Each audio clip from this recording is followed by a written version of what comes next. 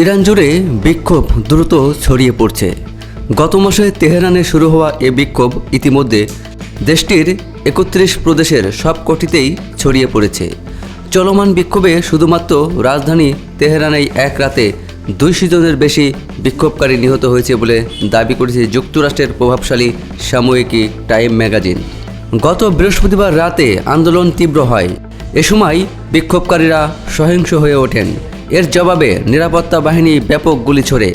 Times magazine শুক্রবার ৯ জানুয়ারি এক প্রতিবেদনে জানিয়েছে, নাম গোপন রাখার শর্তে তেহরানের এক চিকিৎসক তাদের জানিয়েছেন, শুধুমাত্র তেহরানের ৬টি হাসপাতালে কমপক্ষে ২১৭ জন বিক্ষোভকারীর মৃত্যুর তথ্য রেকর্ড করা হয়েছে, যাদের বেশিরভাগ গুলিতে প্রাণ হারিয়েছেন।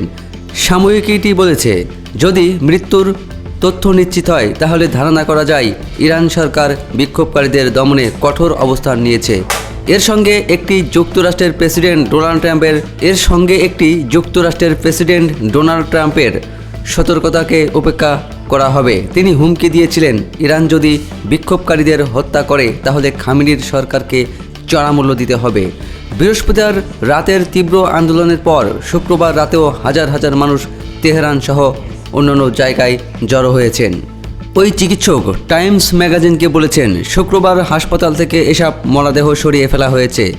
তিনি জানিয়েছেন, উত্তর তেহরানের একটি পুলিশ স্টেশনের বাইরে বিক্ষোভকারীদের মেশিন গান থেকে ব্রাশ ফায়ার করা হয়েছে। সেখানে অন্তত ৩০ জন গুলিবিদ্ধ হয়েছিলেন। নিহতদের বেশিরভাগ তরুণ বলে জানিয়েছেন এ চিকিৎসক। তবে হতাহতের সংখ্যা স্বাধীনভাবে যাচাই করতে পারেনি বলে জানিয়েছেন টাইমস ম্যাগাজিন। সূত্র টাইমস ম্যাগাজিন।